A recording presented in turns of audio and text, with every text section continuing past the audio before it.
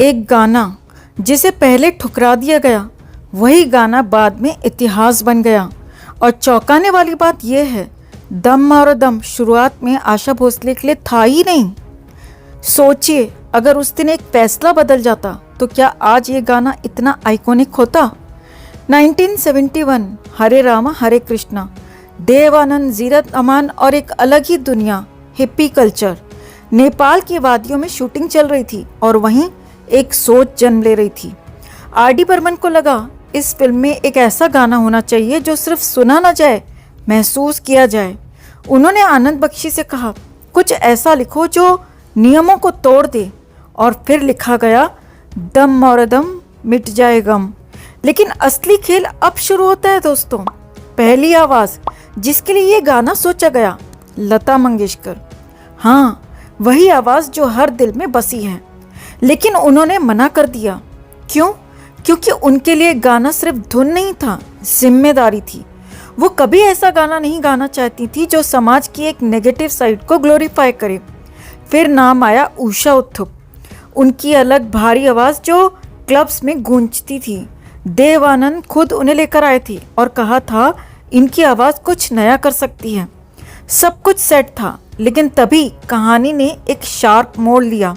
अचानक आर.डी. बर्मन ने फैसला बदला और ये गाना दे दिया आशा भोसले को। और यहीं से मैजिक शुरू हुआ। एक गाना जिसे लेकर डर था कि ये बैन हो सकता है। खुद देव आनंद भी पूरी तरह कन्विंस नहीं थे, क्योंकि लिरिक्स बोल्ड थे और मैसेज कंट्रोवर्शियल। लेकिन रिस्क लिया गया और वही रिस्क इतिहास बन गया। दम और दम सिर्फ गाना नहीं रहा, वो एक रिबेलियन बन गया, एक जनरेशन की आवाज़ बन गया। यंगस्टर्स ने उसे अपनाया और आज भी ये गाना हर एरा में ब्रीथ करता है। और आशा भोसले, उन्होंने सिर्फ ये गाना नहीं गाया, उन्होंने अपनी पहचान लिखी। लता जी से अलग एक बोल्ड, एक्सपेरिमेंटल, फियरलेस आवाज़। और यहीं वो मिथ टूट गया कि उन्होंने सिर्फ दूसरों के रिजेक्ट किए गानों से करियर बनाया। क्योंकि सच्चाई ये है, कभी कभी रिजेक्ट होना हार नहीं होता, वो बस एक नया रास्ता होता है। और जो उस रास्ते को पहचान ले वो लेजेंड बन जाता है। अब आप बताइए दोस्तों, अगर ये गाना लता मंगेशकर गाती तो क्या तब भी ये गाना उतना ही आइकॉनिक बनता? कमेंट में हाँ या ना ज़रूर लिखें और वीडियो को लाइक और शेयर कर अपना प्यार और सपोर्ट भी ज़रूर दिखाएं। किसी के अंतिम संस्कार में कैमरा, मुस्कान और इंस्टाग्राम रील।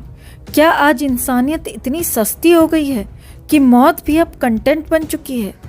एक तरफ एक महान आवाज़ हमेशा के लिए खामोश हो गई और दूसरी तरफ उसी खामोशी के सामने बन रही थी एक वायरल वीडियो।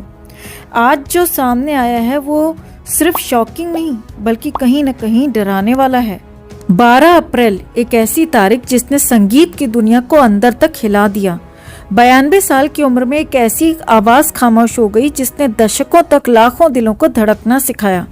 हर तरफ सन्नाटा था, आंखों में आंसू थे और दिलों में सिर्फ एक ही नाम गूंज रहा था। श्रद्धांजलि देने वालों की भीड़ उमड़ पड़ी थी। हर कोई अपने अपने तरीके से उन्हें याद कर रहा था। लेकिन इस गम के माहौल के बीच कुछ ऐसा हुआ जिसने लोगों को अंदर तक झकझोर दिया।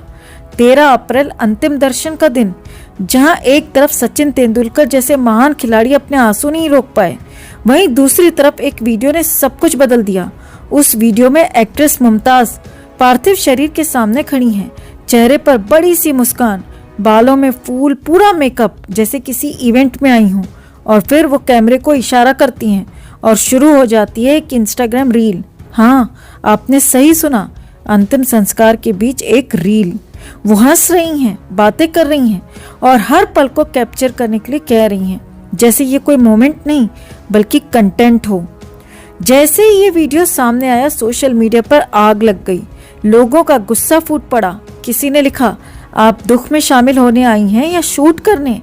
तो किसी ने कहा, इतना तैयार होकर कोई अंतिम संस्कार में आता है? एक यूजर ने तो साफ कह दिया, क्या भावनाएं भी खत्म हो चुकी हैं? ये सिर्फ एक वीडियो नहीं था, ये एक आईना था जो हमें दिखा रहा था कि हम किस दिशा में जा रहे हैं, जहां दर्द भी दिखावा बनता जा रहा है और संवेदनाएं सिर्फ स्क्रीन तक सिमट कर रह गई हैं। आज सवाल सिर्फ एक एक्ट्रेस का नहीं है, हम सबका है। क्या हम भी धीरे धीरे ऐसे ही बनते जा रहे हैं, जहां किसी की आखिरी विदाई भी एक पोस्ट बन जाती है? अगर आपको लगता है कि कुछ चीज़ें आज भी पवित्र होनी चाहिए तो इस वीडियो को शेयर कीजिए, ताकि ये सवाल हर उस इंसान तक पहुँचे जो व्यूज़ के पीछे इंसानियत भूल रहा है। और अगर आपको भी लगता है कि मुमताज़ ने गलत किया तो कमेंट में गलत ज़रूर लिखिए। अगर हम आपसे कहें कि आशा भोसले कभी आशा भोसले नहीं बन पाती, अगर उनकी ज़िंदगी में एक ऐसा आदमी नहीं आता जिसने लता मंगेशकर के साथ कभी काम ही नहीं किया और करने से इनकार कर दिया, और अगर हम ये कहें कि वही आदमी जिसने उन्हें बनाया आखिर में उसी की वजह से बर्बाद भी हो गया, तो आप किसे जिम्मेदार मानेंगे? वीडियो में आगे बढ़ने से पहले कमेंट में एक बार आप अपने हिसाब से लिखिए, आपके लिए क्या महत्वपूर्ण है, प्यार या करियर? और वीडियो को लाइक और शेयर कर अपना प्यार और सपोर्ट भी ज़रूर दिखा दीजिए। तो एक ज़िद जिसने इतिहास बदल दिया। ये कहानी शुरू होती है एक ज़िद से, एक ईगो से और एक ऐसे फैसले से जिसने पूरी म्यूज़िक इंडस्ट्री की दिशा बदल दी। साल 1952 एक फिल्म बन रही थी, आसमान। Music director OP Nayyar. Recording की पूरी तैयारी हो चुकी थी, ऑर्केस्ट्रा बैठ चुका था, स्टूडियो बुक था, बस इंतज़ार था एक आवाज़ का, लता मंगेशकर। लेकिन वो आई ही नहीं, न फ़ोन न मैसेज, बस खामोशी। क्यों? क्योंकि उन्हें पता चला जो गाना उन्हें दिया गया है वो हीरोइन पर नहीं, साइड एक्ट्रेस पर फिल्माया जाएगा। और बस यहीं से शुरू हुई एक ऐसी दूरी जो ज़िंदगी भर कभी ख़त्म नहीं हुई। ओपी नैयर को ये बात चुभी, इतनी गहराई से चुभी कि उन्होंने कसम खा ली, मैं लता मंगेशकर के साथ कभी काम नहीं करूँगा। अब सामने आती है एक टूटी हुई लड़की और एक ज़िद्दी गुरु। उसी दौर में एक लड़की थी जिसकी आवाज़ में दम था लेकिन पहचान नहीं। 3 बच्चों की माँ, टूटी हुई शादी और करियर लगभग खत्म। नाम आशा भोसले।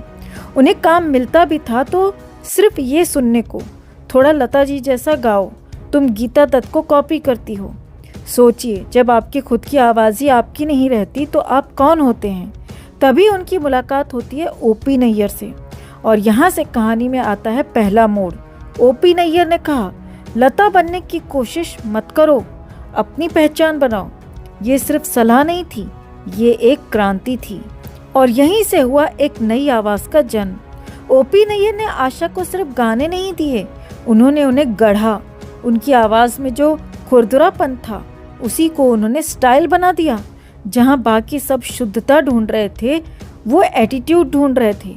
और फिर आए वो गाने जो उस दौर में बोल्ड माने जाते थे।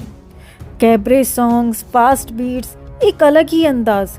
लोगों ने कहा ये क्या है, लेकिन धीरे धीरे वही आवाज़ लोगों के दिलों में उतरने लगी। और फिर आया वो पल जिसने सब कुछ बदल दिया। एक नया दौर और एक नई जंग। फिल्म नया दौर, प्रोड्यूसर B.R. चोपड़ा। शर्त रखी गई, सारे गाने लता मंगेशकर गाएंगी। लेकिन ओपी नैयर ने साफ मना कर दिया, अगर मैं म्यूजिक दूंगा तो गाने सिर्फ आशा भोसले गाएंगी।